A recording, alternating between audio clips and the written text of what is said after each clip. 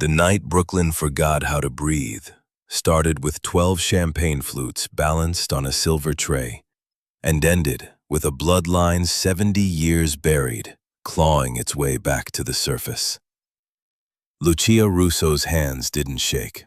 Not when the fifth drunk banker grabbed her wrist. Not when the kitchen manager screamed about cold soup. Not when her phone lit up for the third time with another message from Methodist Hospital about the deposit they needed by Monday morning, or her grandmother would be turned away from surgery. $50,000.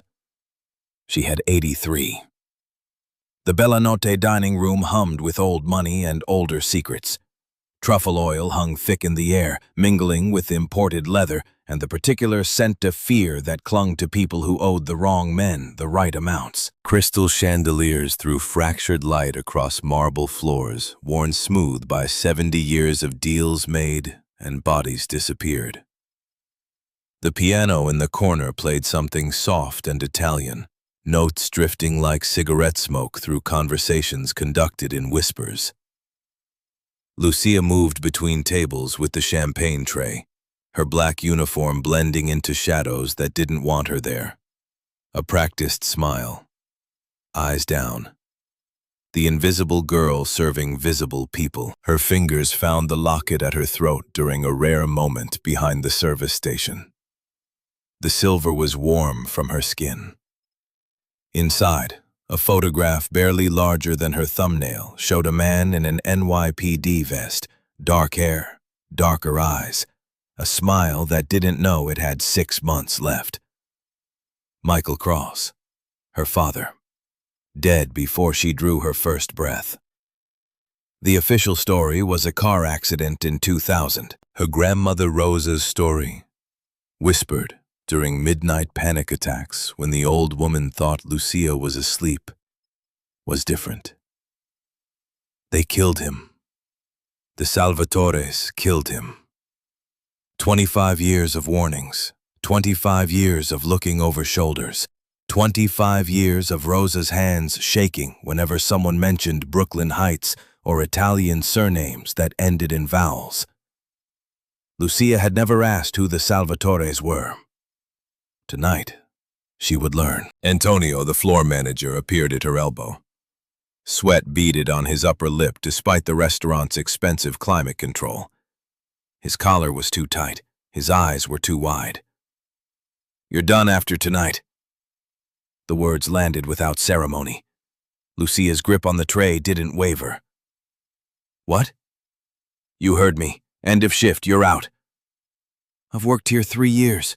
My tables never complain. I don't call in sick. You don't pay." The restaurant's background noise seemed to retreat, leaving just Antonio's breathing and the blood rushing in Lucia's ears. "Pay what?" $200 a month. Protection. Everyone pays. The dishwashers pay. The line cooks pay. You think the owner just volunteers 20% of gross to the neighborhood association out of civic duty? "I'm a waitress making $9 an hour." "And you work in Little Italy. This is the price." Lucia's jaw tightened. The locket felt suddenly heavy. "Give me 1 more week. My grandmother needs surgery. I just need—" "No." Antonio pointed toward the door with a hand that trembled slightly. Some small part of him was afraid. Of her? No. Of whoever he answered to. "Tonight's your last shift, and don't bother looking for work anywhere else around here. I'll make sure every manager knows you don't play by the rules." He walked away before she could respond. The champagne flutes on her tray caught the light, throwing tiny rainbows across her uniform. Rosa would die without that surgery. The deposit was due Monday. It was Saturday night. 72 hours to produce $50,000 from thin air, and Lucia had just lost her only income. The front entrance opened. 4 men in black suits entered first, spreading out with the practiced efficiency of people who swept rooms for threats the way normal people check their phones. One positioned himself near the kitchen. One by the bar. two flanking the door they'd just entered. Then he walked in. The restaurant didn't go silent. That would have been too obvious, too cinematic. Instead, conversations tapered off in waves, replaced by a quality of attention that was somehow louder than any hush. Heads didn't turn. They adjusted. Angles shifted. Every person in the room recalibrated their awareness to account for a new center of gravity. Dante Salvatore was tall in a way that made the doorframe look insufficient. His suit was black and perfect, tailored to emphasize shoulders that could break doors and a waist that suggested he'd never needed to. Silver threaded through dark hair at his temples. His eyes were the blue of deep water where light doesn't reach, and a scar ran from his right ear to his jawline, thin and precise as a signature. The watch on his left wrist was old enough to be an heirloom. The ring on his right pinky was gold, carved with an image Lucia couldn't make out from across the room, but which caught the light with every small movement. Antonio materialized in front of Dante, bending at the waist in something between a bow and a collapse. The man's power wasn't loud.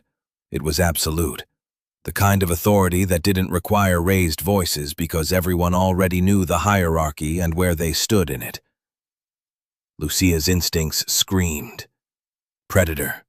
Dangerous. Wrong. She picked up her champagne tray and moved in the opposite direction. She made it 6 tables before the universe decided to rearrange itself. Rocco, 6'4", 250, one of the 4 men who'd entered with Dante, stepped backward to better position himself between his boss and a sightline from the kitchen. His heel caught the leg of a table behind him. The table rocked. The $4,000 bottle of Remy Martin Louis XIII on that table tilted. Lucia's body reacted before her brain finished processing.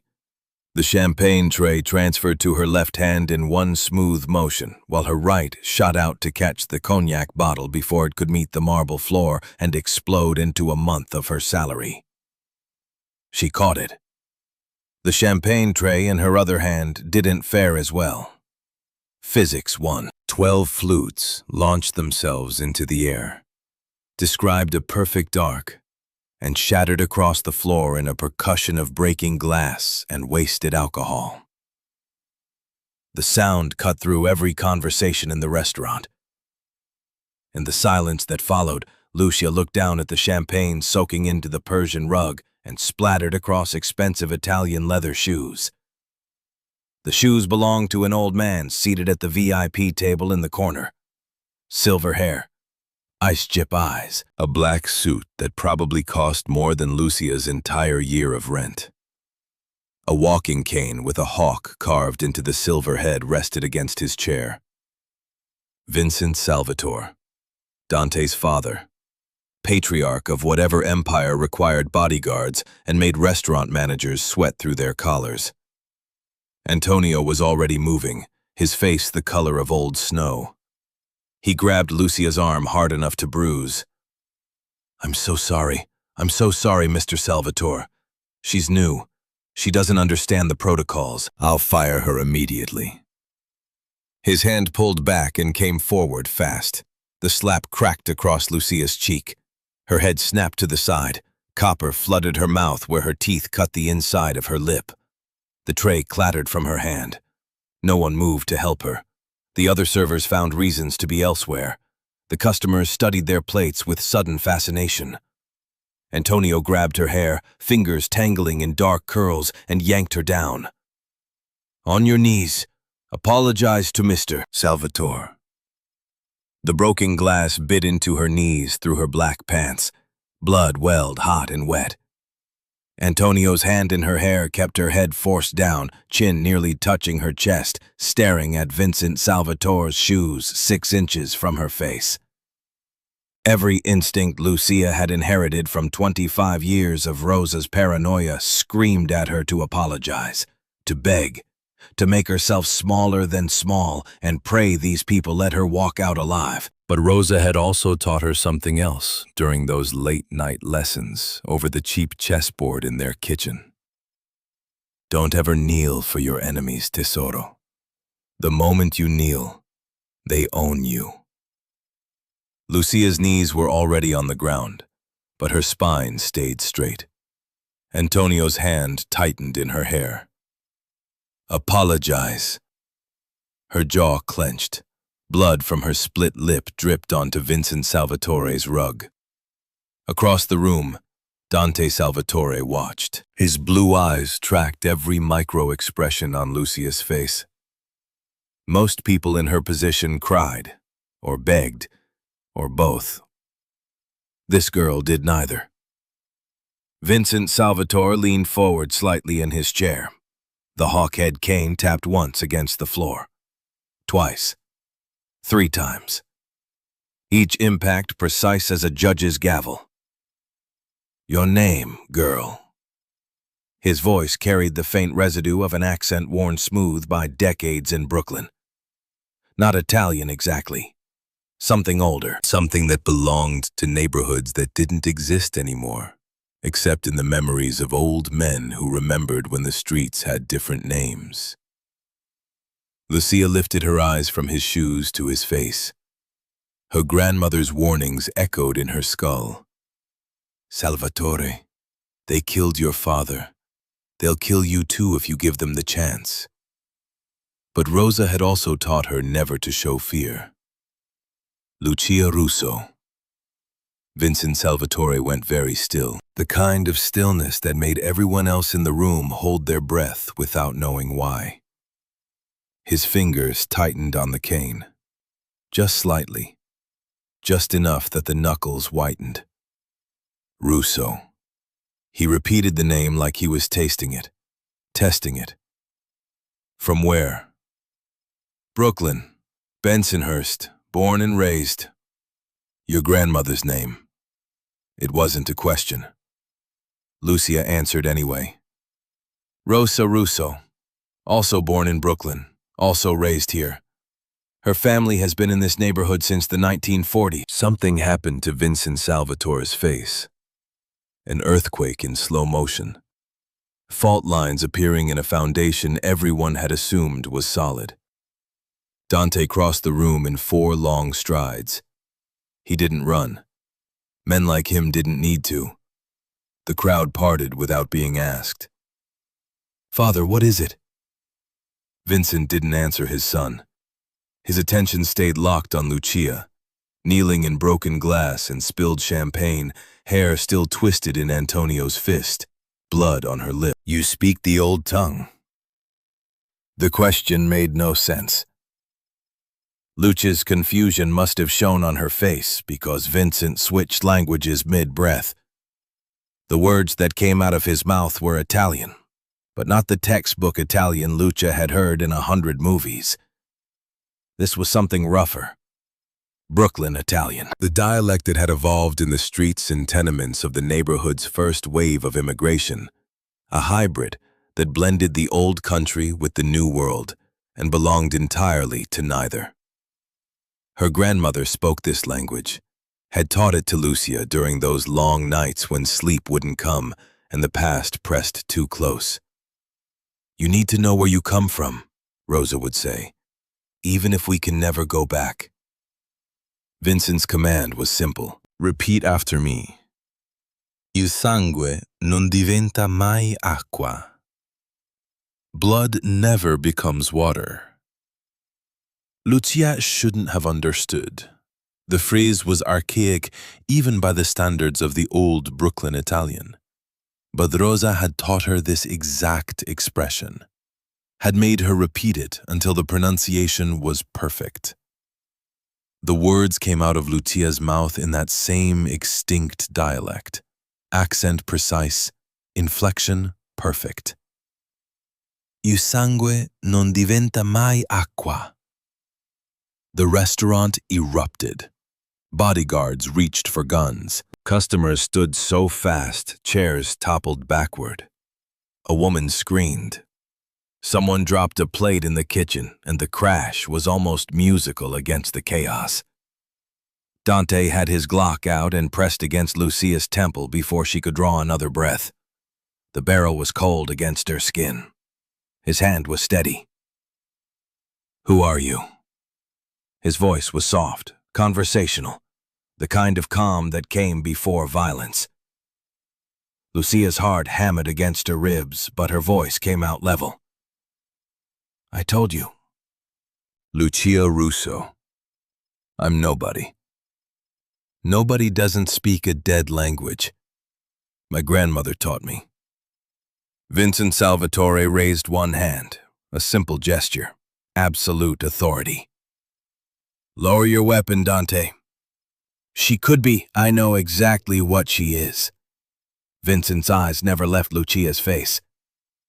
I said lower it.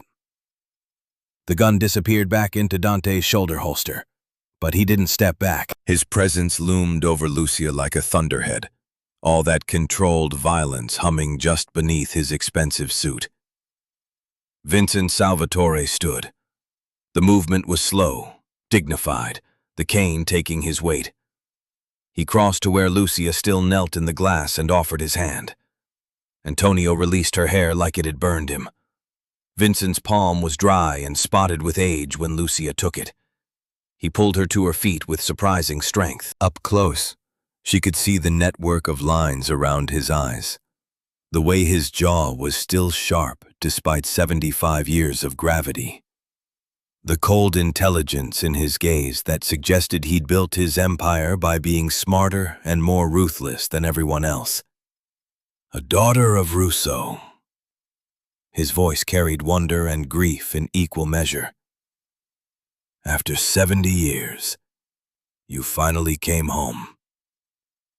I don't understand. You will. Vincent gestured toward Rocco and another bodyguard. Escort Miss Russo to the private dining room. Carefully. She is a guest. An honored one. Antonio made a sound like a stepped-on cat. Vincent's attention swung to the manager with the speed of a predator spotting movement. You struck her. I didn't know. She spilled champagne on you. Struck her. Each word separated by silence. Leave. Don't come back. If I see you in my neighborhood again, it won't be your job you lose. Antonio fled. The speed would have been funny under different circumstances. Vincent turned back to Lucia. Up close, she could see how much effort the calm facade cost him. His hands shook slightly. A tremor in his jaw suggested teeth clenched hard enough to crack. Walk with me, Miss Russo. We have much to discuss. Dante moved to his father's side. Their resemblance was obvious in profile. The same shark nose, the same way they held themselves like they owned not just the restaurant, but the air inside it. This could be a setup. Dante's voice was low enough that only his father and Lucia could hear. We know nothing about her. I know enough. Vincent's cane tapped against the floor as he walked. I know her eyes. I know her grandmother's name. I know the way she speaks our language. These things cannot be faked. They can be learned. Not in one generation. Vincent paused at the entrance to the private dining room. Not perfectly. Not the way she speaks it. That accent, that particular inflection. Only Giovanni Russo's descendants would know those patterns. I would know my blood brother's family anywhere. The private dining room was smaller than the main floor, but somehow more intimidating. Dark wood paneling, leather chairs, a chess set on a side table, the pieces carved from ivory and onyx, old enough that the pawns showed wear from hundreds of games. Vincent settled into a chair and gestured for Lucia to sit across from him. Dante remained standing, positioned between his father and the only exit. The bodyguards took positions outside the door. Your grandmother never told you about us. It wasn't a question. She told me the Salvatores killed my father. The words dropped like stones into still water. Ripples expanded outward. Dante's hand moved toward his gun again before he checked the impulse. Vincent's expression didn't change. She would believe that, given everything that happened. Did you? No. Simple. Flat. But I understand why Rosa would think so, why she would run, why she would hide you from us for 25 years. He leaned forward. How much did she tell you about your family? About where you really come from? She said we're from Brooklyn, Italian-American, that her grandfather came over in the 20s, that we're supposed to keep our heads down and never trust men in expensive suits. A ghost of a smile touched Vincent's mouth. Giovanni would be proud. He always said the same thing. The smile faded. Did she ever mention the partnership? The business our families built together? Lucia shook her head. Vincent opened a leather portfolio on the table beside his chair. From it, he withdrew a photo album bound in cracking black leather. The pages whispered as he turned them. This is your history, Miss Russo. The parts your grandmother couldn't bear to remember. The first photograph showed two young men on the Brooklyn docks. The date, stamped in fading ink, read 1948. One of them was clearly a young Vincent Salvatore, the same sharp features, though the hair was dark and the face hadn't yet learned the weight of decades. The other man had Lucia's nose, her jaw, her grandmother's eyes looking out of a male face. Giovanni Russo. Vincent's voice was soft. Your great-grandfather, and my father's closest friend. They built an import business together. Olive oil, wine, legitimate goods through legitimate channels. The money was clean. The partnership was sacred. He turned the page. More photographs, the two families together, children playing in yards, women at dinner tables, men shaking hands in front of warehouses. We called it the Brooklyn Alliance. Salvatore and Russo, bound by blood oath. What one family had, both families shared. What threatened one, both would defend against. Vincent's finger traced the edge of one photo. For 7 years, we were unstoppable. The richest families in the neighborhood, the most respected. People came to us to settle disputes, to broker deals. We were kings of our little kingdom. The next photograph showed a ship, not large, a working vessel, sails furled, floating in what looked like the East River. Vincent's voice had gone flat, emptied of everything but facts, because emotion would drown him. Including Giovanni's parents, my brother Anthony, 6 warehouse workers. It was supposed to be arson for insurance money. That's what the police concluded. But Giovanni knew better. Another photo. This one showed 3 men instead of 2. Young Vincent, Giovanni Russo, and a third man Lucia didn't recognize. Broad face, cold eyes even in a smile. Carlo Marchetti. Vincent spat the name like poison. He was our junior partner, handled the distribution while we managed import. We trusted him. The old man's hands curled into fists. He wanted more than his share, more than we were willing to give. So he decided to take it all. He set the bomb. Yes, meant to kill all of us. Salvatore and Russo both.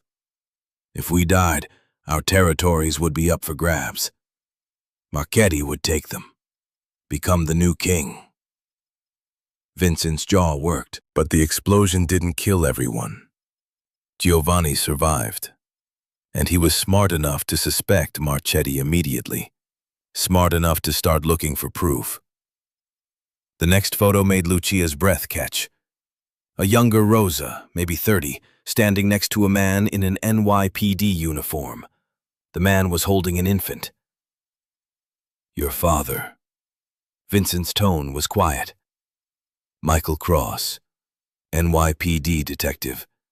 He wasn't Italian, Philadelphia born, but he loved your grandmother with everything he had. And when she told him about her suspicions, that Marchetti had planted the bomb, that the Salvatores might have been complicit.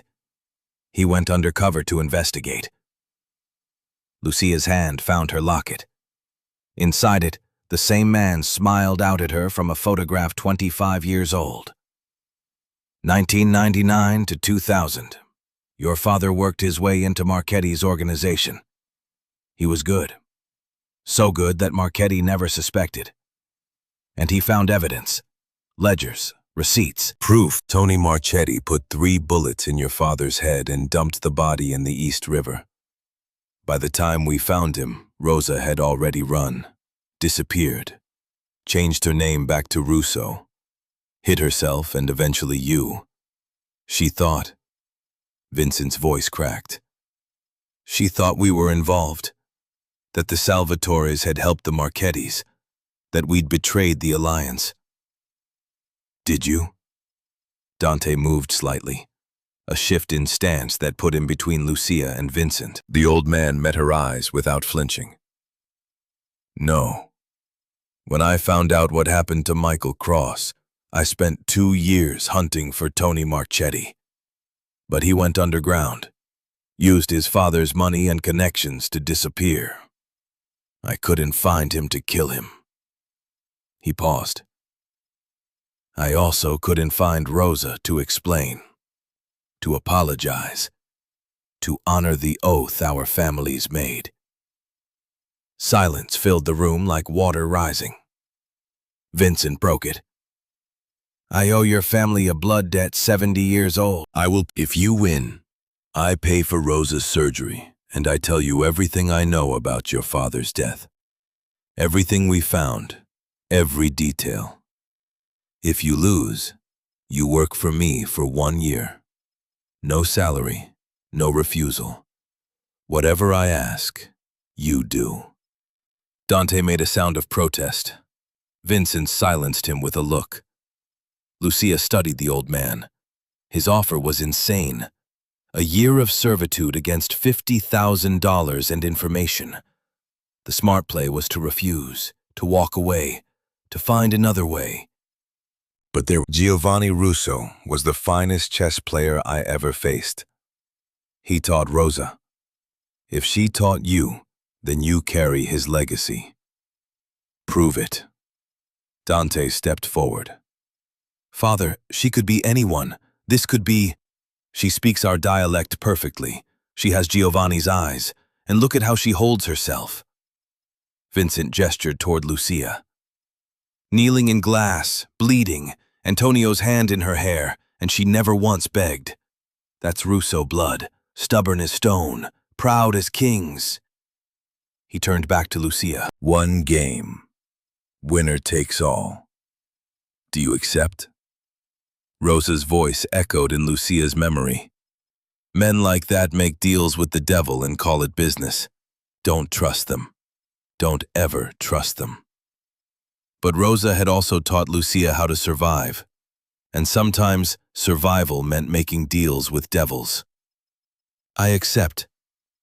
The chessboard was older than Lucia's grandmother. Staunton design, 1850s if the wear patterns were accurate. Ivory pieces gone yellow with age. Onyx pieces polished by generations of hands. The board itself was marble. White and black squares separated by hairline cracks from decades of games. Vincent settled into his chair. Dante remained standing behind his father, arms crossed, expression locked somewhere between suspicion and grudging curiosity. The old man moved first. E4, King's Pawn. The most common opening, a test to see how Lucia would respond. She moved without hesitation. C5, the Brooklyn defense, her grandmother's signature. A variation on the Sicilian defense, but with a specific pattern Giovanni Russo had developed in the 1940s and taught only to family. Vincent's hand froze halfway to his next piece. His eyes locked on the board. When he spoke, his voice was rough. The Brooklyn Gambit. Giovanni's invention. He would only teach that to blood. My grandmother taught me that first. before she taught me my ABCs. They played in silence for the next 10 minutes. Vincent was good. Better than good. His strategy was aggressive, sacrificing pieces to create openings, pressing advantages with the confidence of a man who'd played thousands of games and won most of them. But Rosa had taught Lucia more than just moves. She taught her patience. The Russo family principle: let men think they're stronger than you. Let them commit, then strike. By move 15, Vincent had sacrificed his bishop to gain control of the center. It looked dominant. It felt crushing. Lucia moved her knight, a seemingly defensive play. Vincent didn't see the trap until it was too late. By move 22, the board had shifted.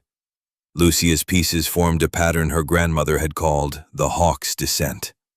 Knight and bishop working in concert to create a formation that looked like wings spreading. The same image from the family crest Vincent had shown her. Impossible. Vincent stared at the board. Giovanni only used this formation once, in the 1953 Brooklyn Championship. I was there. I watched him win with it. I've never seen anyone else even attempt it because the setup is too specific, too situational. You'd have to engineer the entire game to reach this position. Grandma Rosa called it heritage. She said if I was going to play chess like a Russo, I had to play it perfectly. I had to honor the tradition. Move 28. Lucia's queen moved into position. Check. Vincent studied the board for a full minute. Then he studied Lucia's face. Finally, he smiled. A real smile this time, not the political gesture he'd worn earlier. You have him in you, not just his training, his spirit, the way he thought 3 moves ahead of everyone else. Vincent reached out and tipped his king onto its side. The onyx piece clicked against marble. I concede. You win. The words hung in the air like smoke. Dante's expression shifted from suspicion to something that might have been respect. Might have been. Vincent stood slowly, leaning on his cane. 50,000 will be wired to Methodist Hospital before midnight. Your grandmother will have her surgery. Lucia's knees went weak. She stayed in her chair through sheer force of will. Thank you. Don't thank me. You earned it. The Russo way, by being better than your opponent. Vincent's expression darkened. Now for the second part of our wager. The truth about your father's death. He returned to his portfolio and withdrew a slim folder. This is everything we found after Michael Cross was killed. It's not much. Tony Marchetti was careful. Lucia took the folder with hands that only shook slightly. Inside were police reports, autopsy findings, a list of Tony Marchetti's known associates as of 2000, and at the bottom, a single photograph. The photo showed a safety deposit box key, brass, warm, engraved with a number, 247. Your father hid something before he died, Vincent explained. Evidence. Proof of Marchetti's crimes. We think it's in a safety deposit box at the First National Bank of Brooklyn in Red Hook. The bank closed in 1990, but the building still stands. The vault was maintained as a historical landmark. Some of the original boxes were never claimed. Why didn't you look for it? Because we don't have the key, and we don't have the legal right. The box would have been registered under Michael Cross's name. Only his next of kin could access it. The implications settled over Lucia like a weighted blanket. You need me to open it. We need what's inside it. Evidence against Tony Marchetti. Proof of what he did in 1955. Proof of what he did to your father. With that evidence, we can destroy him. Legally. Finally. Dante spoke for the first time since the chess game began. His voice was measured, careful. Tony Marchetti has been looking for that evidence for 25 years. If he finds out Giovanni Russo's great-granddaughter just walked into our restaurant and won $50,000 off my father, he'll know. He'll come for you. Then I'll deal with it. You're a waitress. I'm a Russo. The words came out harder than Lucia intended. My great-grandfather built an empire. My father died protecting evidence against monsters. My grandmother survived 70 years of running and hiding. I think I can handle one old man with delusions of power. Dante's mouth twitched. It might have been the start of a smile. Might have been. Vincent moved to the window overlooking the street. It's not that simple, Miss Russo. Tony Marchetti isn't just one old man. He's a network, an organization. He has police on his payroll, judges, politicians, people who owe him favors or fear him enough to give them anyway. The old man turned back to face her. If you help us get that evidence, we can protect you, but you'll need to stay somewhere safe until this is over. I have an apartment, which Marchetti's people will find within 24 hours of learning your name. Vincent's expression was gentle but implacable. You'll stay at the Salvatore estate in Brooklyn Heights. Guest wing, full security. No one comes near you without going through Dante's men first. Lucia started to protest. Stopped.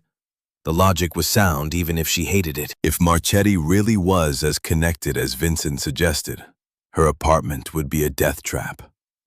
And Rosa was in the hospital, vulnerable, unable to run.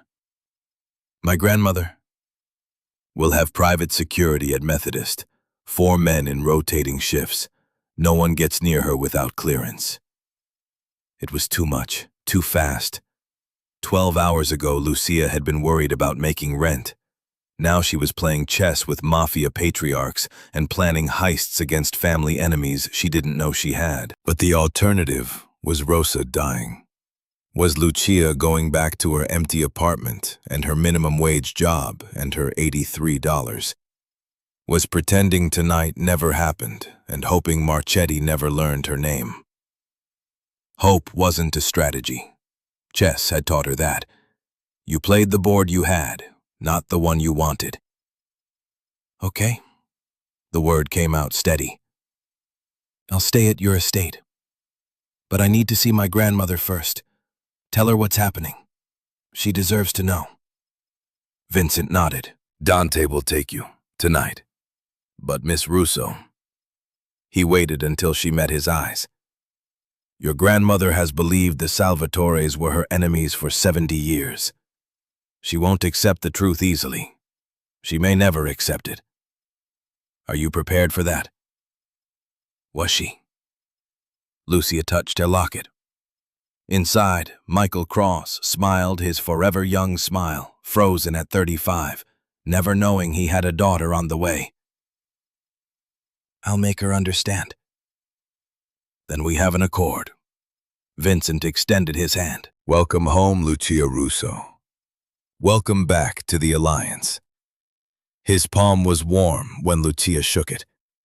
The handshake of old men who remembered when deals meant something, when blood oaths were worth more than contracts.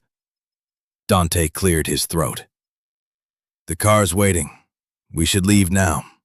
The longer you're out in the open, the greater the risk. Lucia followed him toward the door. Behind her, Vincent's voice stopped her one more time. Miss Russo, one more thing. She turned. The old man's expression had gone soft, with something that might have been grief, or might have been hope. Your great-grandfather, Giovanni, he used to say that blood never becomes water. That family is forever, regardless of time or distance or misunderstanding. Vincent's hand tightened on his cane. I spent 70 years believing I'd failed him, that I'd broken our oath. Tonight, you gave me a chance at redemption. Thank you. The words sat in Lucia's chest like stones. Heavy. Significant. She didn't know how to respond, so she just nodded and followed Dante out into the Brooklyn night, where the Salvatore Empire waited to see if Giovanni Russo's great-granddaughter would save them all or destroy them trying. The Mercedes SUV idled outside Bella Notte with its engine purring like a caged animal. Rocco held the rear door open while Dante swept the street with eyes that catalogued every shadow, every parked car, every lit window that might hide a rifle scope. Lucia climbed into leather seats that probably cost more than her yearly rent. The interior smelled of expensive cologne and gun oil.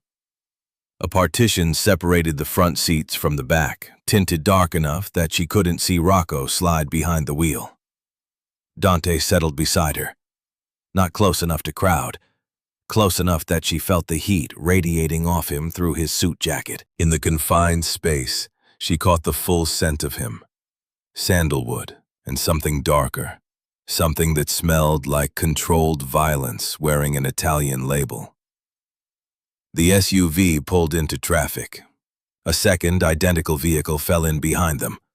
Escort, protection, or prison guard, depending on perspective. Lucia watched Brooklyn slide past the bulletproof windows.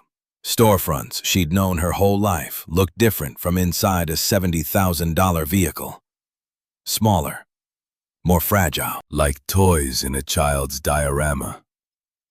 Dante's phone vibrated. He answered without looking away from the window. Rocco spotted a tail 3 blocks back, gray sedan, no plates visible. Lucia's spine straightened. Already? Word travels fast in this neighborhood. My father and I having a private dinner with an unknown woman, then you leaving with me. People talk. People report to whoever pays them. Dante's jaw tightened. Marchetti probably knew your name before we left the parking lot. The casual delivery of that information, the acknowledgement that enemies were already moving, already hunting, sent ice through Lucia's veins. This morning she'd worried about shift schedules and grocery money. Tonight she was being tailed by organized crime. How do you live like this? Dante finally looked at her. His blue eyes were unreadable in the passing streetlights. You get used to it. The constant watching, the calculation of risk. Eventually it's just background noise, like traffic. That's insane. That's survival. He shifted slightly, angling his body so he could watch both the rear window and Lucia simultaneously. You'll learn. You're a Russo. It's in your blood whether you knew it or not. The SUV turned onto a major avenue. Methodist Hospital rose ahead, glass and concrete and the particular kind of exhausted fluorescent lighting that made everything look 2 hours past death. Lucia had been here so many times in the past month that the parking garage security guard knew her by sight. Tonight, they wouldn't use the parking garage. Rocco pulled up to the emergency entrance.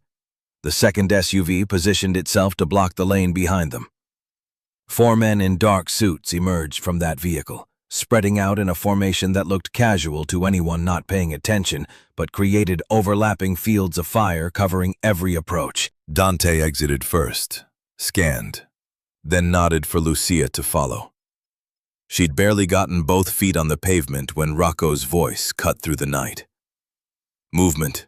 Rooftop. 3 o'clock. Dante's hand shot out and grabbed Lucia's arm, yanking her behind the SUV's engine block. His other hand pulled the Glock from his shoulder holster with the smooth efficiency of a man who'd done this too many times. Where? Top of the parking structure, 60 yards. I saw a glint. Metal catching light. Scope. Rifle. Lucia's heart tried to punch through her sternum. The night air felt suddenly thin, like all the oxygen had been vacuumed away. One of Dante's men, younger, maybe 30, with the thick neck of a college linebacker gone professional, started toward the parking structure entrance. The muzzle flash lit up the darkness like a camera bulb. The crack of the shot followed a microsecond later. The young bodyguard's head snapped back. Red mist. He dropped like gravity had tripled. Lucia's scream died in her throat. Training she didn't know she had, inherited from 25 years of Rosa's paranoia, from a lifetime of unconsciously preparing for violence, took over. She dropped to her knees behind the SUV, making herself smaller, harder to hit. More shots. The windshield of the second SUV spiderwebbed. Rocco returned fire toward the parking structure with short, controlled bursts that wouldn't hit civilians but would make the sniper think twice about staying exposed. Dante pressed against the SUV beside Lucia, his body a wall between her and the incoming rounds. His free hand found her shoulder. Stay down. Don't move.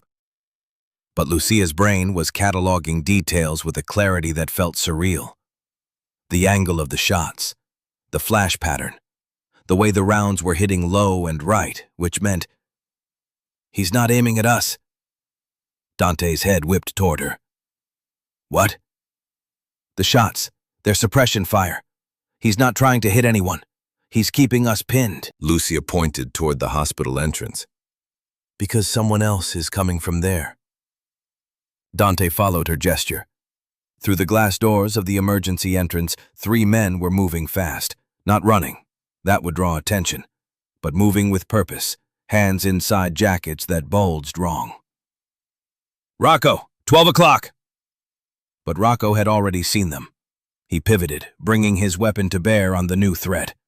The men from the hospital pulled guns. Time fragmented. Lucia saw it happen in snapshots. Rocco firing. One of Marchetti's men dropping. The other 2 diving behind concrete planters. Return fire. Rocco taking cover behind a pillar. Dante's remaining bodyguards forming a defensive line, turning the hospital entrance into a kill box. The sniper on the parking structure took another shot. This one came close enough that Lucia heard the round punch through the SUV's side panel 6 inches from her head. Instinct overrode thought. Lucia's eyes tracked the muzzle flash, calculating angle and position. And she saw what Dante couldn't from his position. The sniper was repositioning, moving to get a clear shot at Dante's exposed left side. Laser dot appeared on the SUV's hood, tracking. Searching. It slid across the metal toward Dante's shoulder. Lucia grabbed his suit jacket and yanked with everything she had. Dante was 6'2" and 200 pounds of muscle, but surprise worked in her favor. He went down hard, slamming into the pavement beside her. The bullet hit where his head had been. The SUV's mirror exploded. Dante's eyes went wide, then hard. Then something else entirely as he processed what had just happened. How did you? Laser sight, reflection in the hood. I saw him lining up the shot. They stared at each other for half a breath. Around them, gunfire punctuated the night. Sirens wailed in the distance, drawing closer. Security guards shouted, civilians screamed. Dante's expression shifted through calculations Lucia couldn't read. Then he moved, rolling to his knees, providing covering fire while Rocco and the surviving bodyguards pushed forward. The men from the hospital entrance retreated. The sniper on the parking structure disappeared. 30 seconds after it started, the attack ended. 1 bodyguard dead. 2 Marchetti soldiers wounded and fleeing. No civilian casualties by some miracle. Dante holstered his weapon and turned to Lucia. His hands found her shoulders, eyes scanning her for injuries. Are you hit? No, Her voice came out steadier than she felt. I'm okay. You saved my life. The words hung between them. Not gratitude exactly, something heavier. An acknowledgement that the balance between them had shifted. Rocco appeared at Dante's elbow, breathing hard. Police are 2 minutes out. We need to move. The hospital is locked down. I called ahead. Rosa Russo is being moved to a private room with armed guards. No one gets near her. Rocco's gaze flicked to Lucia. She did good, boss. Dante helped Lucia to her feet. Her legs shook, but held. Adrenaline was starting to fade, leaving behind the hollow, sick feeling of near death. How did you know? Dante's voice was quiet, intense. How did you see the laser? I didn't think. Lucia swallowed against the copper taste in her mouth. My grandmother, she taught me to notice everything. To never assume I was safe. I guess it stuck. Rosa taught you tactical awareness? She called it survival sense. Same thing, different words. Something shifted in Dante's expression. Respect, maybe. Or recognition that Lucia wasn't what he'd assumed she was. They piled into the undamaged SUV. Rocco drove like he was trying to set land speed records. The second vehicle, windshield destroyed, bodyguard dead in the street, stayed behind for the police to find. Dante made 3 phone calls in rapid succession. The first to his father, voice clipped and professional, reporting the attack. The second to someone named Vincent, ordering increased security at every Salvatore property. The third to the hospital administrator, ensuring Rosa's room had armed guards and that no visitors were allowed without Dante's personal authorization. When he finished, he looked at Lucia. You need to see your grandmother? You said it's locked down. I said no one gets near her without authorization. I'm the authorization. He paused. But understand, the moment you walk into that hospital, Marchetti will know for certain you're working with us. There's no going back after that. Lucia's fingers found her locket. Michael Cross smiled behind the silver. A man who'd gone undercover into monsters to protect people he loved, who died for it.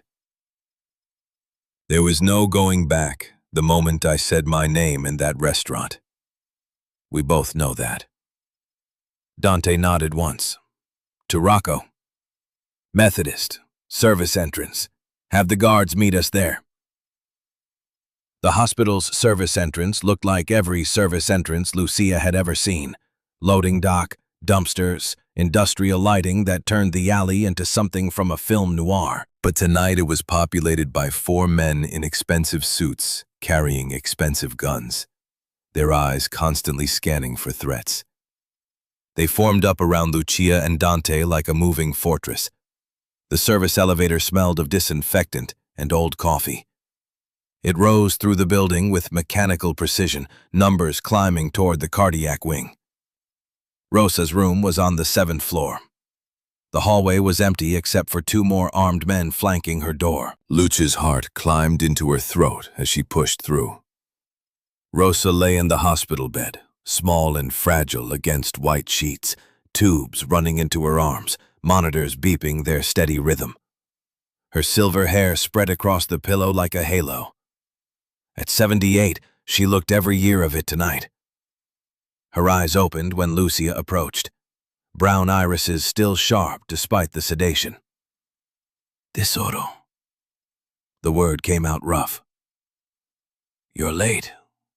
Visiting hours. She stopped. Her gaze had found Dante standing just inside the doorway. No. The single syllable carried 70 years of fear and hate. Grandma, get away from him. Rosa tried to sit up. Machines beeped protests. Lucia, get away from that man. His name is Dante Salvatore. He's Vincent's son. He's been protecting me. Protecting. Rosa's laugh was bitter. The Salvatores don't protect anyone but themselves. They killed your father.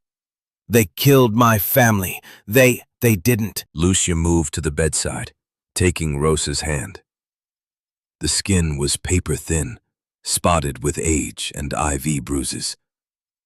Grandma, I know what you think happened. But it wasn't the Salvatores. It was the Marchettis. Carlo Marchetti planted the bomb in 1955.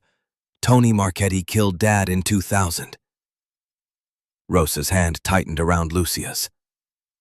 No. That's what they want you to believe. That's how Vincent showed me photographs. The original alliance.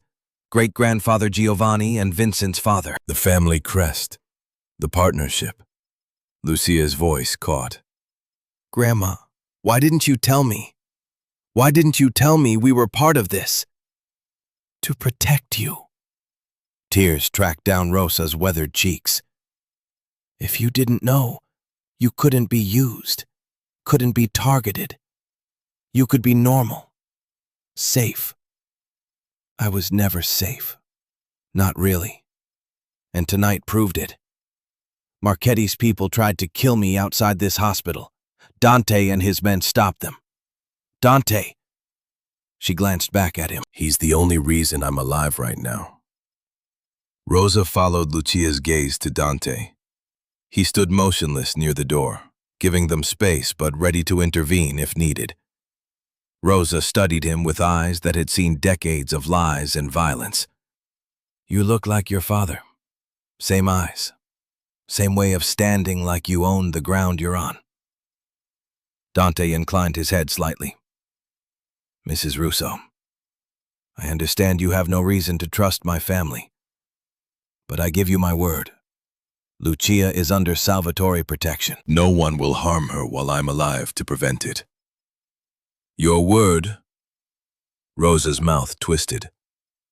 What's a Salvatore's word worth?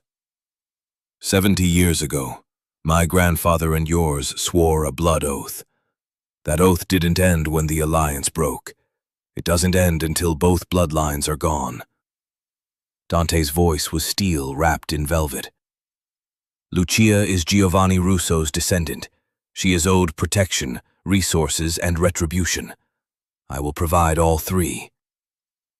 The machines beeped. Rosa's breathing slowed. When she spoke again, her voice had lost its edge.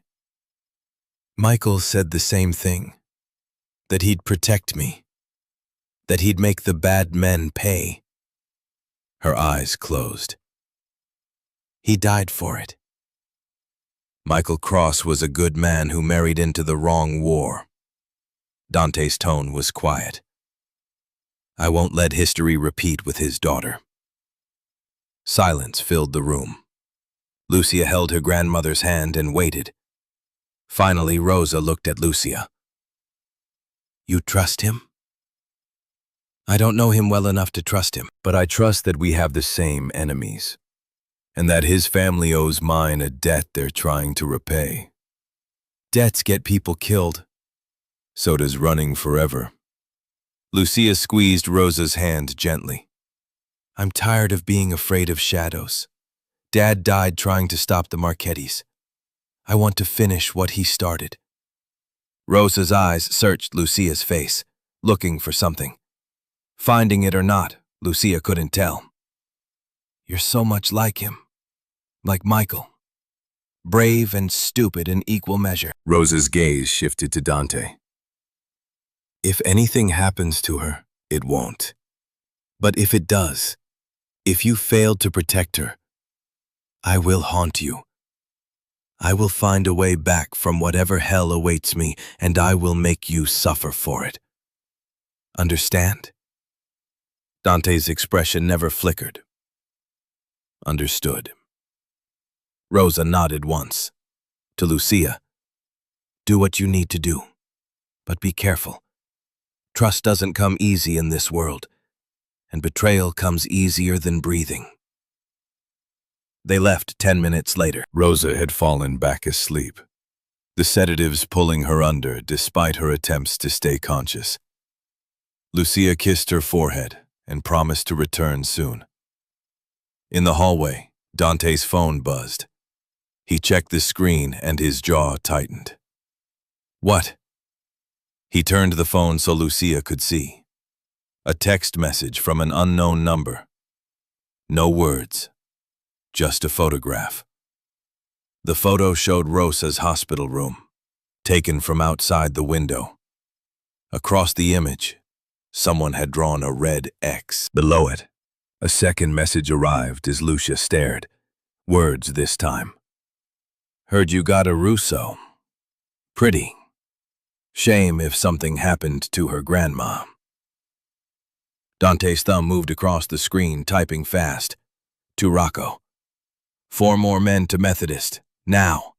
No one gets within 100 yards of that room. To Lucia. We're leaving.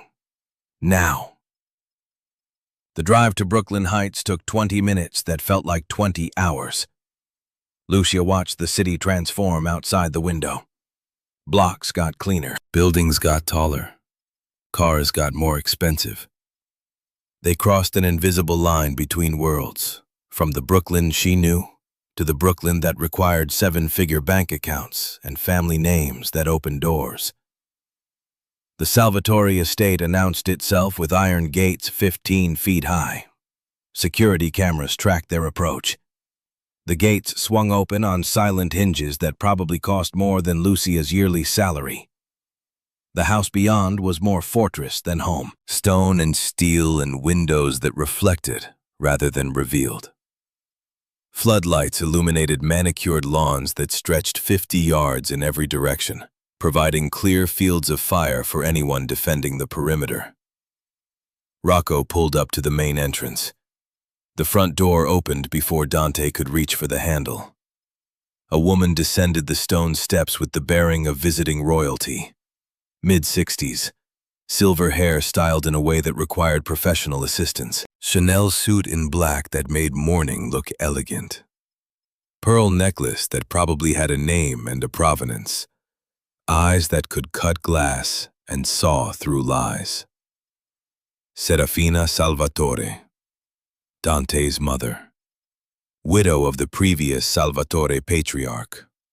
The woman who'd survived her husband's death and her son's rise to power and still commanded absolute respect. Dante kissed her cheek. Mother, this is Lucia Russo.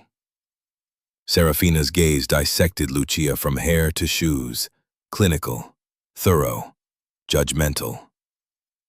So, Giovanni Russo's descendant. Her voice carried traces of an accent carefully maintained through decades in Brooklyn. Not Italian exactly, Brooklyn Italian. The same extinct dialect Vincent spoke. Vincent called, told me everything. Chess game, Marchetti attack, your father. She descended 2 more steps, bringing herself eye to eye with Lucia. You speak the old tongue? The question came in that same Brooklyn Italian dialect. A test. Lucia answered in kind. My grandmother taught me, say this. The hawk and eagle fly together or fall apart. Lucia repeated the phrase.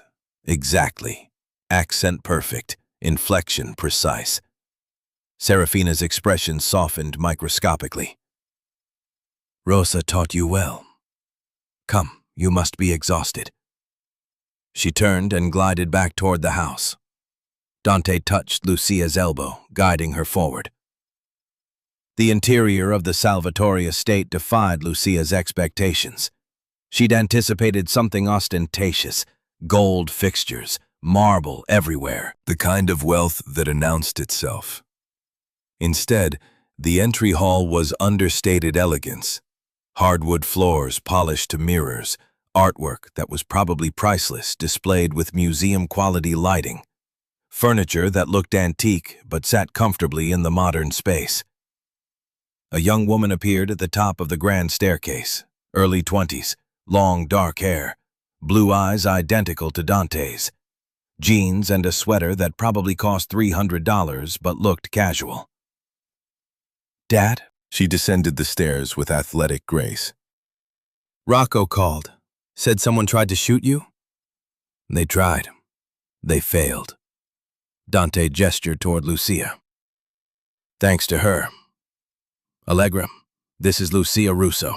She'll be staying in the guest wing. Allegra's eyes widened. Russo? As in the Russo family from the old alliance? Giovanni's great-granddaughter. Holy shit. Allegra caught herself. Sorry. Grandmother Serafina doesn't like curse. But seriously, we've been looking for your family for decades. So I'm learning. Allegra extended her hand. Her grip was firm, confident. Welcome. This place is insane, but you get used to it. I'll show you your room. She led Lucia up the staircase and down a hallway lined with photographs. Lucia caught glimpses of Salvatore history in frames. Weddings, christenings, formal portraits of men in suits who all had Dante's eyes. One photograph made Lucia stop. A woman with Allegra's face, but softer, younger, laughing at something off camera. The date in the corner read 2009. My mother. Allegra's voice had gone quiet. Celeste. She died when I was 7. I'm sorry. Car bomb. Meant for Dad. He let her borrow his car that morning because hers wouldn't start. He's never forgiven himself. Allegra started walking again. Fair warning, he's kind of intense about protection now. Borderline paranoid. You'll have bodyguards wherever you go. Security checks. The works. After tonight, I understand why. The guest wing was larger than Lucia's entire apartment. Bedroom with a king-size bed. Sitting area with a fireplace. Bathroom with a tub that could double as a swimming pool. Windows that overlooked the grounds. Bulletproof glass barely visible in the perfect panes. Allegra opened the closet. We keep clothes in here for guests. Different sizes. Help yourself to whatever fits. You keep designer clothes in guest rooms? My grandmother insists. She says you never know when someone important might need to stay the night. Allegra's smile was wry. Besides, we have the money. Might as well spend it on something useful. She moved toward the door, paused. Listen, my father can be hard to read. He doesn't show emotion well. Hasn't since Mom died. But he cares about the oath, about honoring debts. If he says you're protected, you are. He won't let anything happen to you. Even though he just met me? Especially because he just met you. Allegra's expression turned serious. We're all we have in this world. Family, blood, the people we're sworn to protect. Everything else is just noise. She left Lucia alone. The room was silent except for the faint hum of climate control. Lucia sat on the edge of the bed and tried to process the past 6 hours. Champagne and chess and gunfire and hospitals and now this. A fortress in Brooklyn Heights. Protection from people who'd been strangers that morning. Her phone buzzed. Text from an unknown number. Your Grandma Rosa talks in her sleep. Says the vault over and over. What vault, Lucia? Tell me, or she codes again. Lucia's blood turned to ice. She was moving before conscious thought, yanking the door open, finding Dante's room by following the sound of low voices. He was with Rocco and 2 other men, studying a laptop screen showing security feeds. They all looked up when Lucia burst in. She held out her phone. Marchetti sent this. Dante read the message. His expression went from neutral to murderous. He typed fast on his own phone, then looked at Rocco. Send 6 more men to Methodist. Have them do random sweeps of Rosa's room. If anyone's planting listening devices, I want them caught. To Lucia. The vault. What is she talking about? I don't know. She never mentioned any vault. Think. Your father was undercover. He was gathering evidence. Where would he hide it? Lucia forced her mind to slow down, to think instead of panic. You said he had a safety deposit box key. Box 247 at First National Bank in Red Hook. The bank closed in 1990, became apartments, but the vault was maintained as historical landmark. Then that's where the evidence is. Lucia's heart hammered. Original safe deposit boxes were removed when the bank closed, but some were built into the walls. Decorative feature for the apartments. How do we get in? We don't. Not tonight. We need to plan. Scout. Marchetti knows we're looking for evidence. He'll be watching that building. Rocco leaned over the blueprints. Service entrance here. Security cameras here, here, and here. Standard residential setup. We could disable them temporarily. And he doesn't have Giovanni Russo's great-granddaughter who knows which box to open. Dante looked at Lucia. Unless there's something you're not telling us. I've never been to that bank. Never heard of it until tonight. I don't know what box number my father used or how to access it. Then we start with the basics. Dante tapped the blueprints. First National Bank, tomorrow. You and me. We go in as a couple looking at apartments. Tour the building. Find the vault. Locate box 247. Then we plan the actual retrieval. You're using me as bait. I'm using you as the key to a lock we've been trying to pick for 25 years. His blue eyes met hers without flinching. But yes, Marchetti will see you enter that building. He'll know what we're after, which means he'll move, make mistakes, show us his people so we know who to watch. And if he decides to kill me instead of watching me? Then I stop him, like I did tonight. Dante's voice dropped. You saved my life at the hospital. You think I'm going to let Marchetti take yours? The words hung between them. Not a promise exactly, something harder. A statement of fact. Lucia should have been terrified. Should have been demanding to go home, to forget this entire night, to disappear back into the anonymous safety of minimum wage and Brooklyn rent. Instead, she found herself nodding. Tomorrow then. What time? Noon. Lunch hour. When the building is busiest, and one more couple touring apartments won't stand out. Dante's gaze held hers. Get some sleep. You'll need it. Back in her room, Lucia showered in water hot enough to scald, trying to wash away the smell of gunpowder and blood and hospital antiseptic.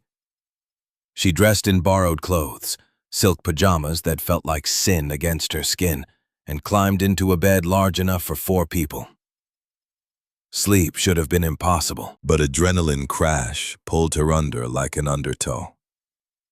She dreamed of chess pieces that bled when captured, of her father's face in a locket that wouldn't open, of a vault filled with photographs that showed her own future.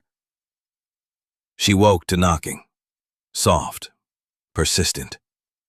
The bedside clock read 2:47 a.m. Lucia pulled on a robe and opened the door.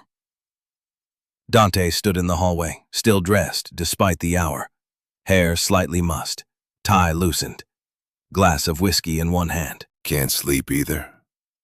His voice was rough with exhaustion. Lucia stepped back, letting him in. He moved to the window overlooking the grounds, backlit by security lights that turned the lawn into a stage. After Celeste died, I had insomnia for 2 years. Couldn't close my eyes without seeing the explosion, the fire, the way the car just... He stopped, drank. I still can't sleep when people I'm responsible for are in danger. I'm not your responsibility. You saved my life tonight. She taught you chess. She taught me survival. Chess was just one part of it. How to read people, how to spot lies, how to know when someone was about to hurt you, so you could move first. Lucia's fingers found her locket. She taught me to trust no one completely, to always have an exit strategy, to remember that the world is full of predators and the only way to survive is to be smarter than them. Sounds lonely. It was. Is. But I'm alive. Which is more than most people in our situation can say. Dante moved to the other armchair. He sprawled in it with the unconscious grace of someone who'd been raised in luxury but earned his position through violence. My father taught me similar lessons. Different context. He said the family is everything. That loyalty is the only currency that matters. That you protect your own even if it costs you everything. He swirled whiskey in his glass. He also taught me that trust is earned in blood and lost in seconds. That mercy is weakness. That fear is the only reliable motivator. Do you believe that? I did, before Celeste. His expression went distant. She believed people were fundamentally good, that you could build something better than fear, that love was stronger than violence. He drained his glass.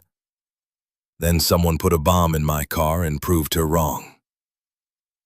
Silence settled between them. Not uncomfortable, just heavy with all the things neither knew how to say. Lucia broke it. Vincent said you spent 15 years hunting Tony Marchetti and never found him. He went underground, used his father's money and connections, became a ghost. Dante's jaw tightened. But ghosts make mistakes eventually.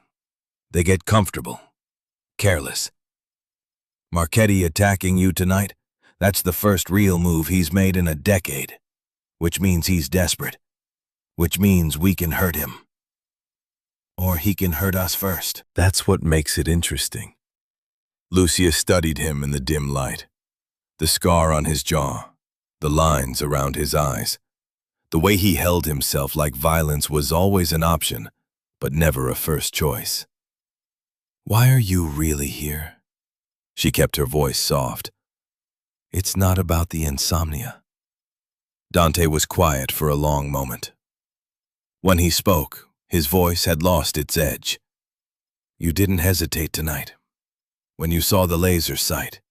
When you knew pulling me down might get you shot instead. You didn't think about it. You just moved. He leaned forward, elbows on knees. I need to know if that's who you are. Someone who acts without calculating the cost. Or if tonight was an anomaly. You're asking if I'll do it again. I'm asking if I can count on you when things get worse than tonight.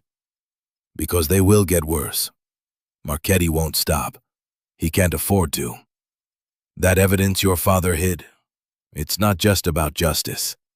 It's about power, survival. If we get it, we destroy him. If he gets it first, he destroys us. Lucia met his eyes. I'm Giovanni Russo's great-granddaughter. My father died fighting these people. My grandmother spent 70 years running from them. I'm done running. That's not an answer. Yes, it is. You just don't like it. She stood, suddenly exhausted again.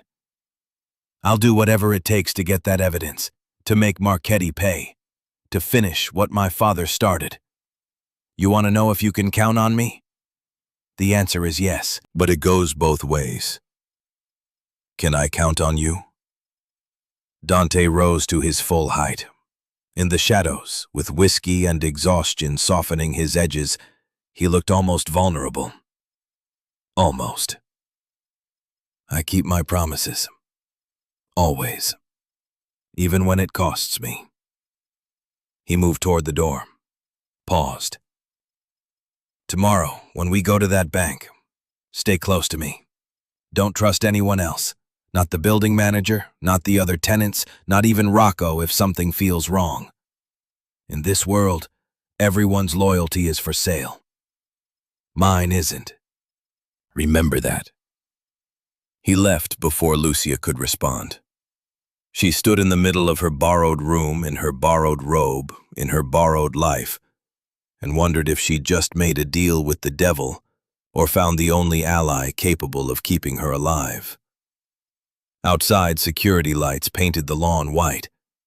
Somewhere in Brooklyn, Tony Marchetti was planning his next move. And somewhere in a hospital bed, Rosa dreamed of vaults and secrets and the cost of survival. Lucia climbed back into bed and didn't sleep at all. Evening settled over the Salvatore estate like a bruise. Lucia stood at her window watching shadows consume the manicured lawns, while replaying the hospital attack in fragments. Muzzle flashes, Dante's weight covering her, the wet sound of bullets hitting flesh, her own hands yanking him down before the sniper's shot found his skull. 7 hours since they'd returned from Methodist. 7 hours since Marchetti's people had declared war in the open. 7 hours of waiting for the next move, while tension coiled tighter with each passing minute. A knock, softer than Dante's, more hesitant. Allegra pushed through, carrying a tray. Coffee, sandwiches, food Lucia hadn't thought to request, but desperately needed. Thought you might be hungry? Dad's in full tactical mode, forgets people need to eat. Lucia accepted the coffee gratefully. What's happening? Meeting. Strategy session. Allegra's expression was carefully neutral.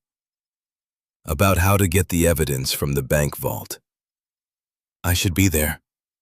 You weren't invited. The words landed wrong. Lucia set down her cup. It's my father's evidence, my family's history. Why wouldn't they? Because they're debating whether to use you as bait. Allegra's voice dropped. I thought you should know, before you walk in there and hear it cold. The coffee turned to acid in Lucia's stomach. Tell me. Allegra glanced toward the door, checking for eavesdroppers. Rocco found out where Marchetti's been hiding the evidence for 25 years. Storage facility in Sunset Park. Climate-controlled unit. Everything your dad collected. She paused. But it's heavily watched.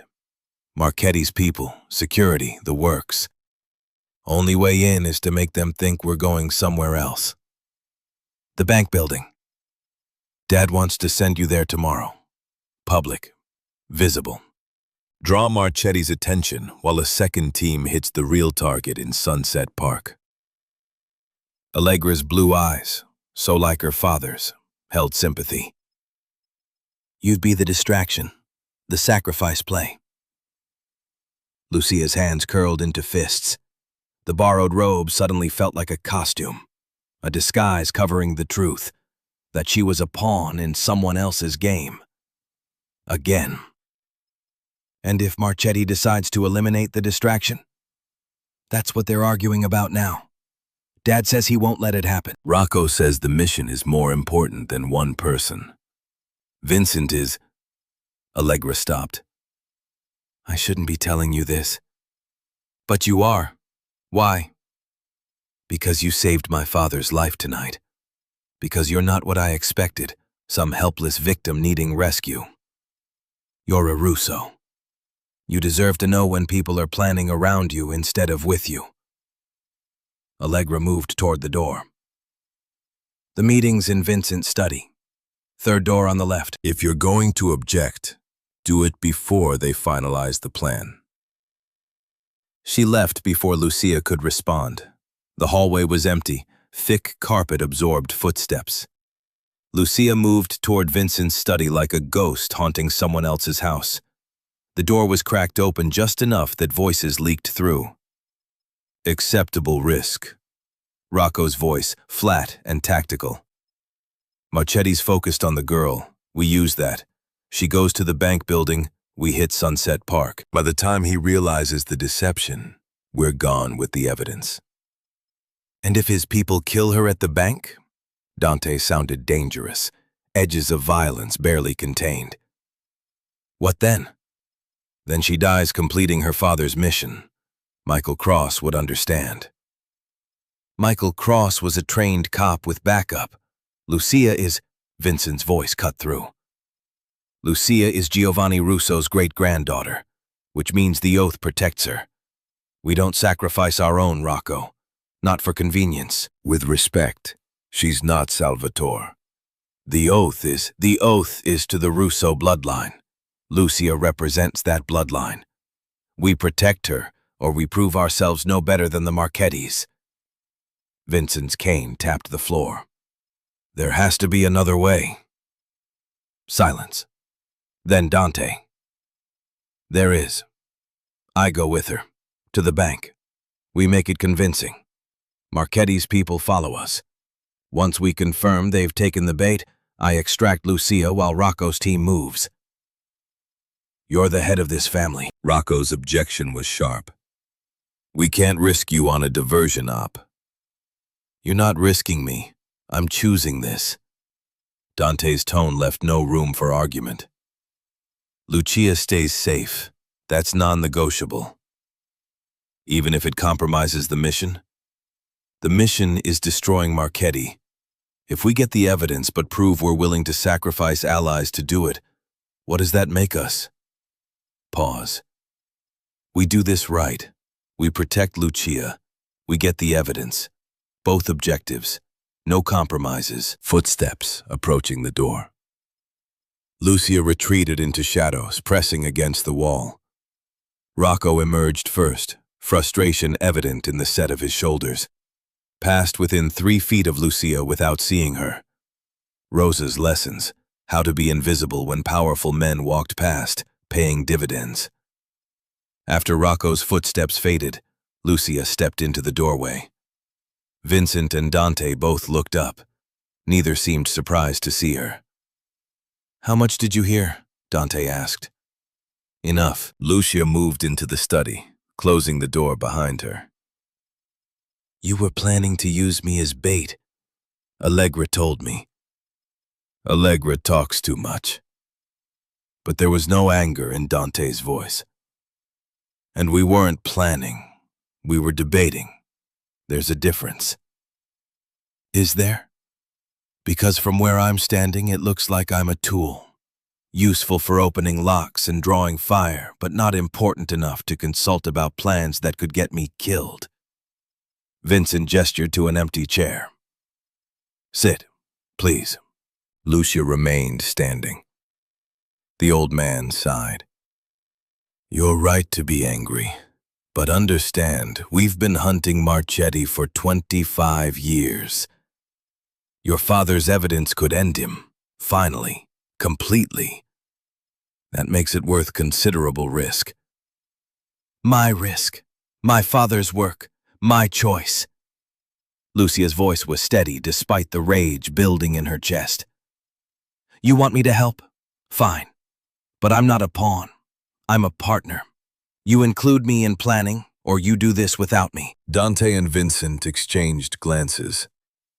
Something passed between them. Agreement or resignation, Lucia couldn't tell. All right. Dante stood, moved to the conference table where blueprints were spread. Partners, here's what we know. The next hour was information-dense and strategy-heavy. Rocco's intelligence had identified the storage facility. Marchetti's people maintained round-the-clock surveillance. The evidence was there.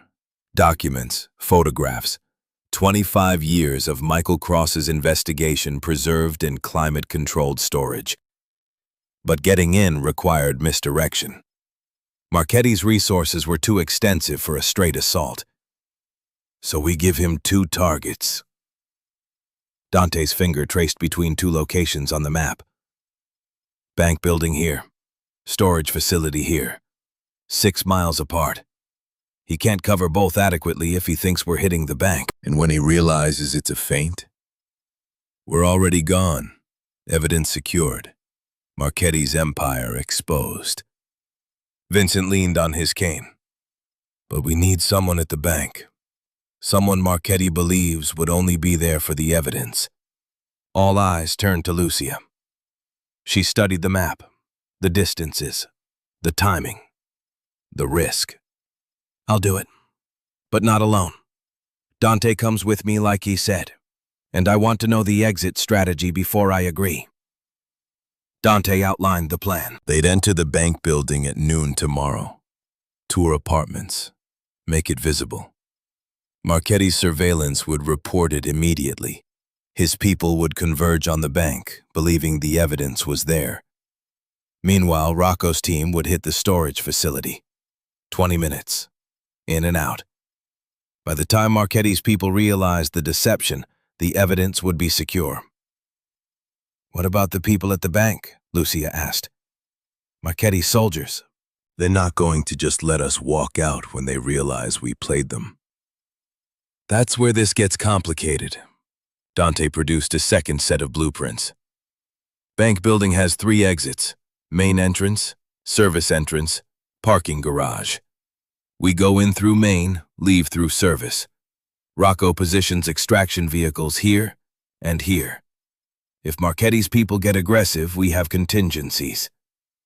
Meaning I shoot anyone who tries to stop us. Dante's delivery was matter-of-fact. You stay close. Do what I say. We get out alive. Lucia looked at Vincent. "And you're okay with this? Risking your son on a diversion?"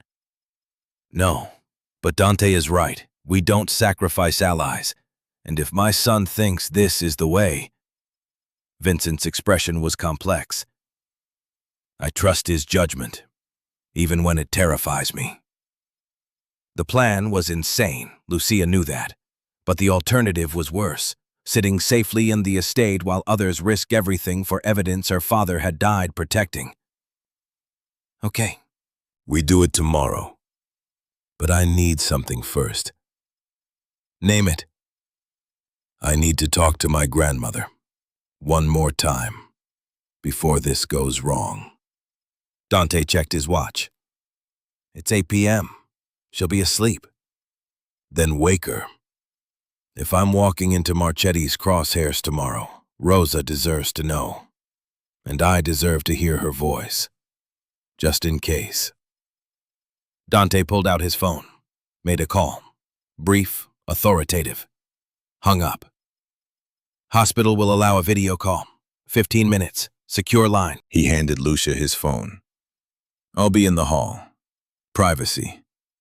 He left with Vincent. The study door closed with a soft click. 5 minutes later, the phone rang. Lucia answered. Rosa's face filled the screen. Older than this morning. More fragile. But her eyes were sharp. "Tesoro, they said it was important." "It is." Lucia settled into Vincent's chair. "Tomorrow I'm going after Dad's evidence. The proof he died protecting. I wanted you to know." Rosa was quiet for long moments. When she spoke, her voice trembled. "Your father said the same thing the night before he died. That he was close. That soon we'd be safe. That the bad men would pay." Tears tracked down weathered cheeks. "He never came home." "I know, but I'm not going alone. Dante's people..." "Dante." Rosa's expression shifted. "The Salvatore's son. You trust him?" "I'm learning to. He's kept his word so far. Protected me. His family owes us. The blood oath is real." "Oaths are words, child." Bullets are real. Blood is real. Death is real. Rosa leaned closer to the screen. "Promise me something. Anything. If you get the evidence, if you survive, don't just destroy Marchetti. Make the world remember what he did. Every victim, every family. Don't let them be forgotten like your father was forgotten. I promise." "And Lucia?" Rosa's voice dropped to barely audible. "Be careful with that Salvatore boy. I see something when you talk about him." Something your mother had when she talked about Michael. Love makes us brave, but it also makes us stupid. Don't die for love. Live for it. The words settled in Lucia's chest like stones. She wanted to deny it, to insist there was nothing between her and Dante beyond tactical alliance and shared enemies. But Rosa had always seen through her lies. "I'll be careful, I promise. I love you, Tesoro, more than you know." More than I've shown. Your father would be so proud. Proud and terrified. Rosa smiled through tears. Like me. The call ended.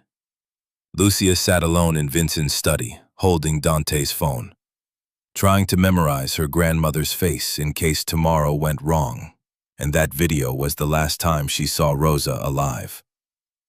A knock. Dante entered without waiting for permission.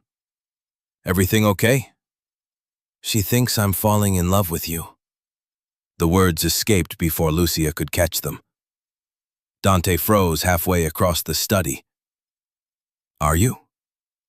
I don't know. Maybe. Probably. Lucia stood, suddenly needing to move. Is that stupid?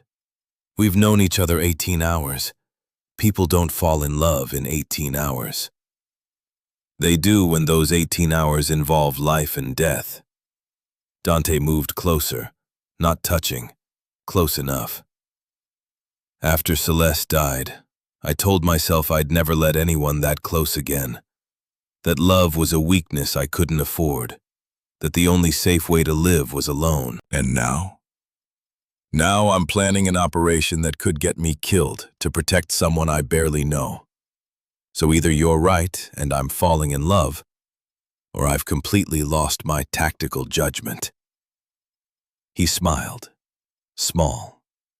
Real. Probably both. The distance between them evaporated. Lucia wasn't sure who moved first. Didn't matter. His hands found her face. Her fingers curled into his shirt. The kiss was inevitable and dangerous and tasted like whiskey and consequences. They broke apart, breathing hard. Bad idea. Lucia's voice was rough. Terrible idea. Dante's forehead rested against hers. We should stop. We should.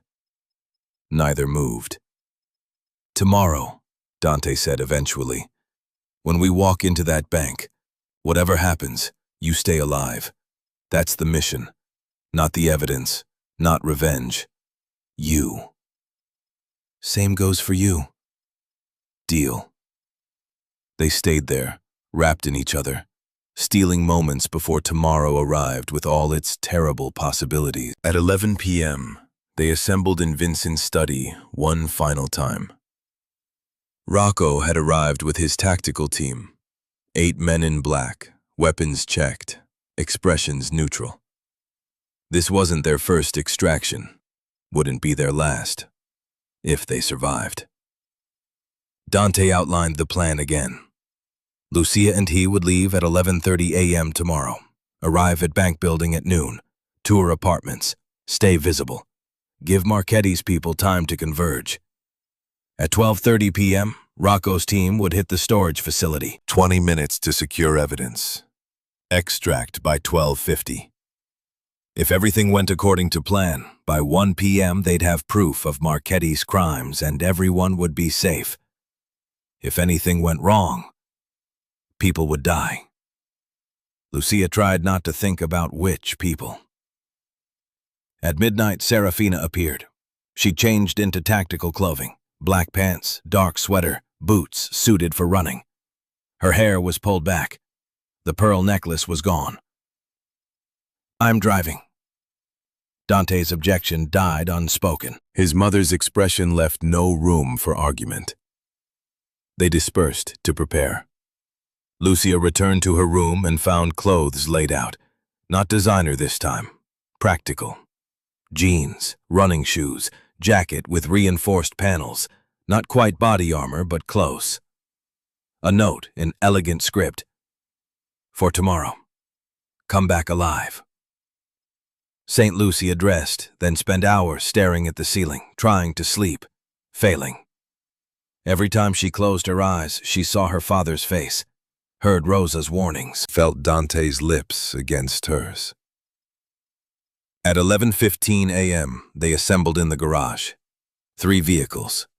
Serafina driving the lead SUV, Dante beside her, Lucia in back with Rocco providing tactical oversight. The second and third vehicles held extraction teams, backup, emergency response. The drive to Red Hook was silent.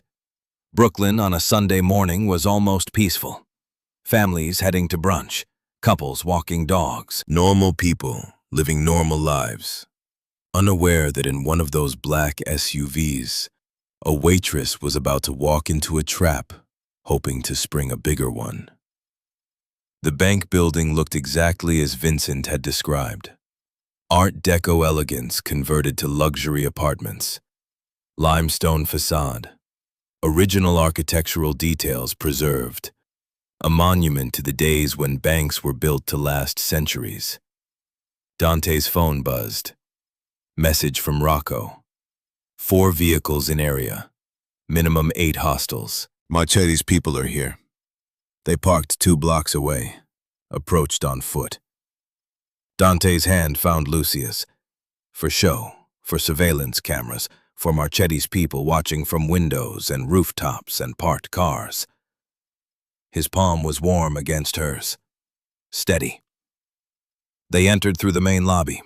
Doorman greeted them professionally. Elevator to the 5th floor where a leasing agent waited with practiced smile and polished pitch. The tour was theater. Lucia played her part. Young professional, looking to upgrade, interested in the building's history. The leasing agent showed them crown molding and hardwood floors and views of the harbor. But Lucia's attention was on the windows, on the cars visible on the street below, on the way more vehicles arrived every 5 minutes. Marchetti's people, converging like wolves. At 12:28 p.m., Dante's phone vibrated. Text from Rocco. Moving now. The storage facility raid had begun. At 12:31, Dante steered the tour toward the basement. I'd love to see the historical vault. Original features are important to us. The leasing agent was accommodating. They descended stairs into cool air and low light. The vault door stood open. Modern building codes required it. Inside, wine racks and historic displays. And along one wall, the original safe deposit boxes. Hundreds of small brass doors, each numbered. Lucia found 247 immediately. Northeast corner. The brass was tarnished, the number barely visible. Empty. Of course. The contents had been moved decades ago. But standing there, in the space her father had once stood, Lucia felt the weight of 25 years. Michael Cross had been here, had hidden evidence in this exact box, had tried to bring down monsters, and died for it. Miss Russo, a man's voice, cultured, dangerous. Lucia turned. James Morrison stood in the vault entrance with 3 armed men. The same corporate veneer from the photographs Vincent had shown her. The same cold calculation in his eyes. Mr. Salvatore, what a coincidence. Both of us interested in the same historical features. Dante positioned himself between Morrison and Lucia, his hand inside his jacket, on his gun. We're just touring apartments. No law against that? Of course not. But I think we both know you're not here for real estate. Morrison stepped closer. His men fanned out, blocking exits. Tony Marchetti sends his regards. And a question. Where is the actual evidence? Dante's expression never changed. No idea what you're talking about. Really? Because your men are currently assaulting a storage facility in Sunset Park. We've been watching it for years, waiting for exactly this move. Morrison smiled. Did you really think we'd keep the evidence in one location? That we'd be so careless? Lucia's stomach dropped. The storage facility was a trap Rocco and his team were walking into. Gunfire echoed from somewhere above them, distant but unmistakable. Morrison's smile widened. That would be my associates engaging your extraction team. They won't be coming to save you. Dante's gun was out. Morrison's men raised theirs in response. Mexican standoff in a wine cellar built for different sins. "You're not going to shoot us." Dante's voice was ice. "Not with civilians in the building. Not with security cameras." Not when it would expose everything Marchetti's been hiding. "You're right. We're not going to shoot you." Morrison produced a phone. Showed the screen. Live video feed. Storage facility. Rocco and his team pinned down behind vehicles. Muzzle flashes. Return fire.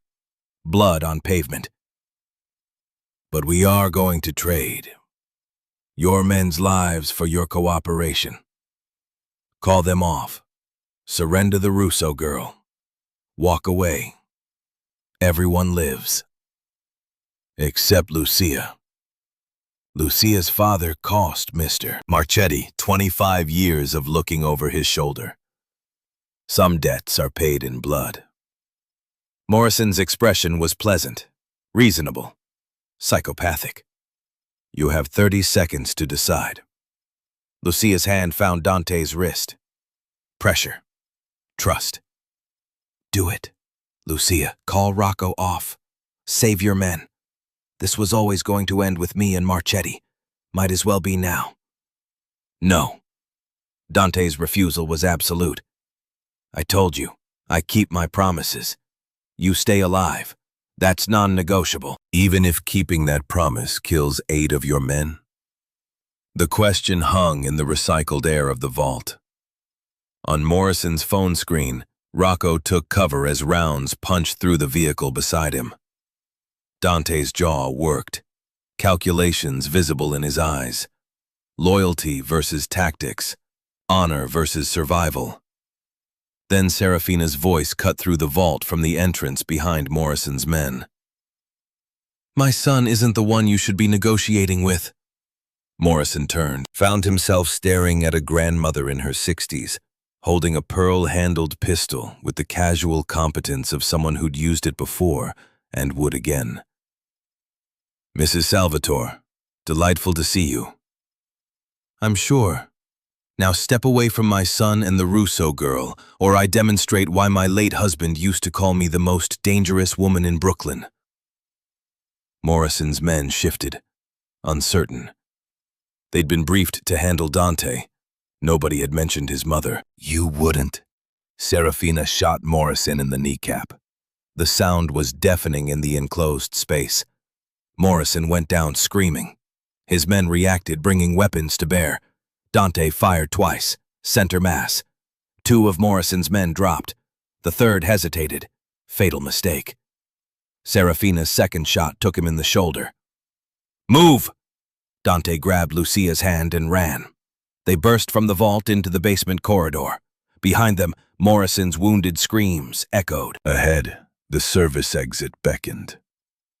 They hit the door at full speed. Emergency alarms shrieked. Sunlight blinded. Rocco's extraction vehicles were supposed to be here, were supposed to be waiting. Instead, empty alley. No backup. No escape. "This way!" Serafina led them down the alley at a pace that shouldn't have been possible for a woman her age. Shouts behind them.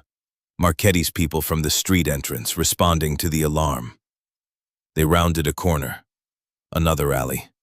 Another dead end. "We're trapped." Lucia's breathing came in gasps. "Not yet." Dante pulled her toward a fire escape. "Up, now!" They climbed, Serafina right behind despite her age. Metal rattled under their combined weight. Below, Marchetti's soldiers poured into the alley. Gunfire. Rounds pinged off metal. One came close enough that Lucia felt the heat. They reached the roof. Gravel and air conditioning units and nowhere left to run. The adjacent building was 10 feet away. Too far to jump, too far to matter. Marchetti's people were coming up the fire escape. Dante positioned himself between them and Lucia. Gun up. Last stand. "I'm sorry. I promised to keep you safe. I failed." "You didn't fail. We're still breathing. For about 30 more seconds." Then helicopter noise, rotors, heavy machinery. A black helicopter rose over the adjacent building. Civilian model, but with modifications. Side door open. Rocco at the controls, looking like he'd raided a war zone, blood on his face, shoulder bandaged, but alive. Need a ride? The helicopter hovered 8 feet from the roof edge. Impossible distance. Except Dante didn't hesitate. He grabbed Lucia around the waist and jumped. They flew. Literally. Arms wrapped around each other, Serafina's scream behind them, nothing but air and faith and Rocco's piloting skills. They hit the helicopter floor hard. Rocco pulled up immediately, banking away as gunfire erupted from the roof.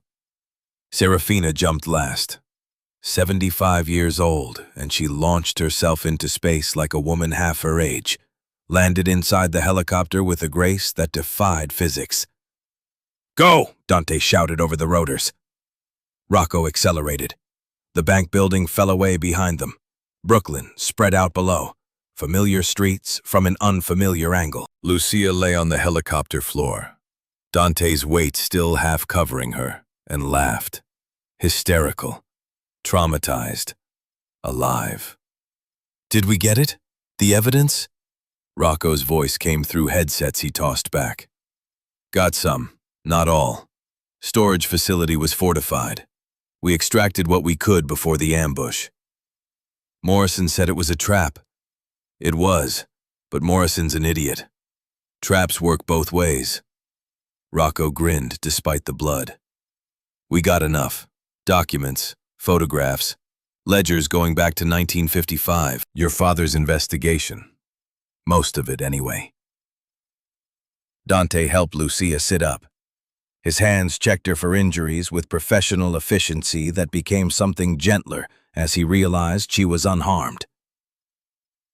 "You jumped off a building with me." "You jumped first. I just followed." Lucia's hands were shaking now that the adrenaline was fading. "Where are we going?" "Airport. Private airfield. Vincent's making arrangements." Dante's expression was grim. "Marchetti knows we have the evidence now. He'll mobilize everything. We need to get you somewhere safe while we—" "No. Lucia, I'm not running. Not now. We have Dad's evidence. We use it. We end Marchetti. Together." She met Dante's eyes. "Partners. Remember?" Serafina's laugh carried over the headsets. "I like her. She has spine. Giovanni would approve." The helicopter banked east, carrying them away from the bank building, from Morrison's wounded rage, from the trap that had almost closed. But carrying them toward what? Lucia didn't know. Safety, or danger, or something in between. All she knew was Dante's hand was still wrapped around hers. Rocco had proof of Marchetti's crimes, and for the first time in 70 years, the Russo and Salvatore families were flying together. The Hawk and Eagle, united again. Just like the old crest promised.